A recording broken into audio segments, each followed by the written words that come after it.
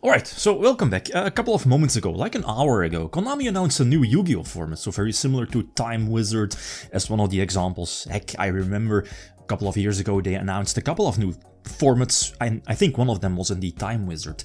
And this is a new one, Genesys, so Yu-Gi-Oh! Genesys, where, again, I will leave all the links in the video description, where Konami basically wants to go back to the basic Yu-Gi-Oh, I guess. I think one of the reasons why everyone, including myself, started playing Yu-Gi-Oh because it was so interesting, the series, because it was so simple as well, summoning monsters, battling, etc. But throughout the years, Yu-Gi-Oh just became far more complicated. And for example, whenever I talk with friends, for example, or people are like, oh, you still play Yu-Gi-Oh, that's with the Blue Eyes White Dragon or the Dark Magician. I'm like, no, not really, because the actual game is far more complicated than most people think, right? Like most decks nowadays, they are somewhat complicated. And even the matchups you have to know, the list goes on. So for now, I guess this is one of Konami's answers to I guess attract new people to Yu-Gi-Oh, to the card game. We know Master Duel has been not doing that great with numbers, as you might have seen online. It's still there, but I mean, it's not a replacement for the TCG, for example, sadly, not yet. As you know, Konami is looking for other ways to try to get people back to Yu-Gi-Oh, to make the game much less complicated. And that's where I guess this alternative comes into play. Problem number one, though, is are people interested in this one? So let's take a look. What is this new alternative format? The Genesys rules, as you see here on the website, they are fairly simple. The most important one is that there is no ban list. But there's a catch. There is an actual ban list there.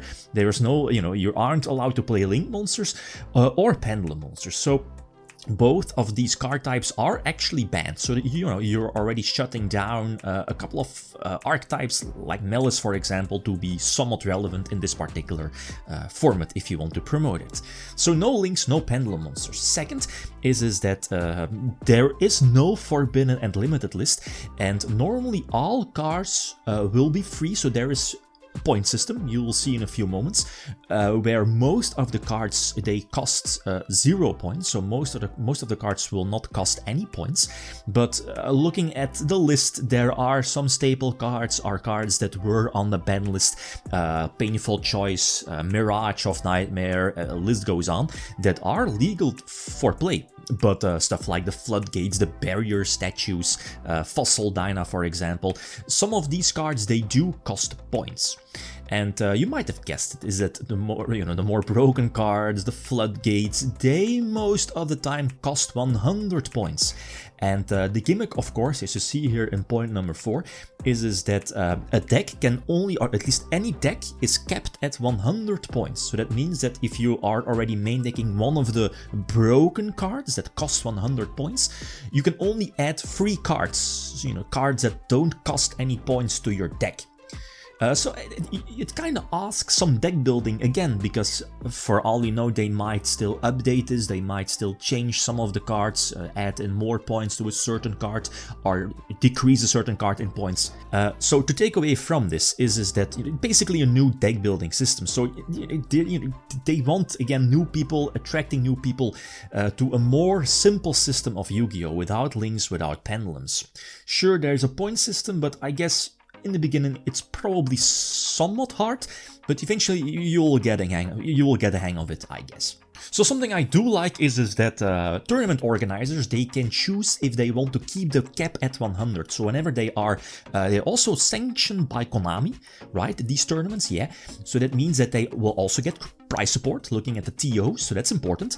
Your local store is supported by Konami here with these kind of events. Plus, TOs, they can increase this particular cap or even decrease the cap to 50 or 0. So that's something I like, depending on what the people want at their own locals. Maybe increase the cap, because of some of the archetypes, you will need a lot of points if you want to play Tournament, for example. We'll see in a few moments. So who is this for?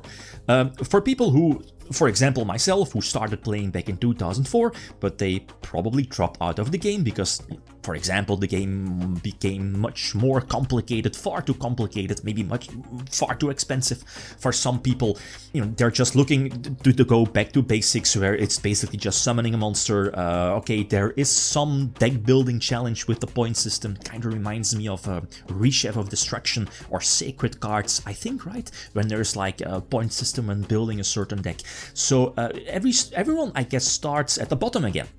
Starts from scratch, and you have to build your personal deck, maybe your old school favorite deck, which was not relevant in a format because it wasn't that great or not meta, and might become a much better deck in this particular, I guess, alternative format. So again, targeting those people who want to get back into the game at a more easier way, I guess, because again, Master Duel is not that, Duel Links as an alternative format is not, you know, like the TCG as we know. So another thing that I like is, okay, there are going to be like invitationals, there's probably, as I see here on the website, maybe also a YCS dedicated to this alternative system. I mean, we had like a YCS, a draft YCS, it was in Brussels years ago, but it's different compared to this, but it's supported, like as you see here. Konami will give out the OG prize card, the Dark End Dragon, for example, or even a big sized, you know, supersized Pot of Greed, so I like that. The price support is there. Sure, it could be better, but an OG Dark End Dragon, that's pretty nifty. But I mean, there's more stuff, as you know, as they did with the more recent YCS price support, which was a fantastic idea, by the way. So here are also the next YCS, and then, you know, the next YCS is not Lille in Europe next week or upcoming weekend, but it will be at Bologna, so for us Europeans, which is November, end of November. Okay, that's probably something to look out for people.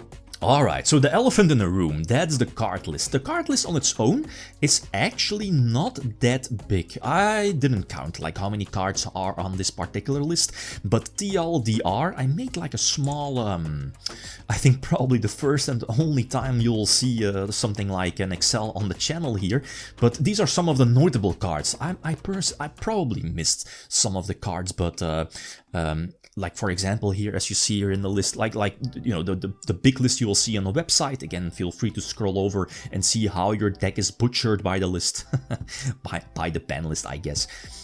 So let's see, it's like some of the notable cards like Ash Blossom 50 hand traps, right? Impulse 30, Purge 10, Ghost Ogre 5, Imperm 15. So again, there's a cap, a normal cap of 100, but the TO can arrange that, increase or decrease it. Maxi is legal, but it will cost 50 points if you want to add that one. The Charmies are from 5 to 10, depending on which Charmy you look at. Nibiru is 10 and Veiler is 7, so there is room for some hand traps. Some of the good cards, I mean, it's something like Baron, Block Dragon, Branded Fusion, I think is the only branded card on there, unless I missed something, is at 33, so that means you can play 3 Branded Fusion in your deck. Card of the Mice at 40. I had Card Destruction on this list because I was like, well, Graceful Charity and Pot of Greed are back, but I think Snow of Dark World is at 30 points or something like that. Plus the bigger Dark World cards are also at 5, I think. This is also a notable card, Cyberstein at 27 points. But I'm not so sure because stuff like the Naturia Synchros are... Naturia Fusion is at 100, I think. I should recheck that, but because I'm not so sure about this. Domain is at 50, Norden is 91, kind of strange and awkward, evenly matched at 10. I looked at some of the archetypes like Ryzel, most of them were like 20 to 25, so that includes the main deck monsters and the exceeds. Fenrir and Unicorn all at 30 points. Lightning Storm as a Cytex staple, 40. Red Reboot 50, and the Solemns from 5 to 7. Might be important in such an alternative format. Some of the staples, Call by the Grave 20, not so sure again, do you want to main deck Call by the Grave in an alternative format like this? I don't know. Zeus the Exceed 20, Graceful Charity is actually at 40 points, so you technically could add in 2. Droplet 10, Pot of Greed, 30 points. Ooh, Pot of Greed, guys. Talents 93 and Thrust 13. And then some of the, I don't know, cards, like what should you expect from these? Metamorphosis Scientist at 95, Mirage of Nightmare at 10. I think the barrier statues are at 60, yeah. The Numerons, that might be a bit awkward, because Calling and Network are both at 30 and or 33, while the Numeron Exceeds are at 10, if I'm not mistaken. And then Tearlaments, most of them are at 50, and another archetype, Mitsurugi, 60. So for prayers and ritual. So only one of them probably if the cap is 60. So again, just take a look at your own favorite archetype cards you like to play heroes, for example. Even though you can't play the links, it really depends on your archetype and the cards they decided to butcher, or they decided to put up a certain card point amount. And then last but not least, they also have their own website to build to build your decks on. And there is going to be like the point system incorporated on this, but I just can't get it to work. Maybe I'm the only one, but it keeps loading. Maybe too many people trying to make a deck are trying to go on this particular website, so it's probably not working yet. But keep me informed, because, like, long story short, am I interested in this one? Actually, yes.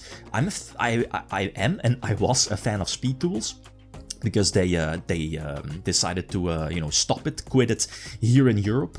Is it still going on in North America? But I mean, it's fairly certain it's discontinued here in Europe, which is sad because I have most of the speed tool boxes, and I like the simplicity. I like playing with those, simple decks with my nephews, and because it's so simple, it's basic old school Yu-Gi-Oh! And this is just the reason why Konami wants to implement this. Is back to basics, I guess, almost. Very simple Yu-Gi-Oh! But still have some form of deck building and incorporate the entire card pool. Sure, there are some restrictions with the caps and the points, which I like. There is room for improvement. The price support is there.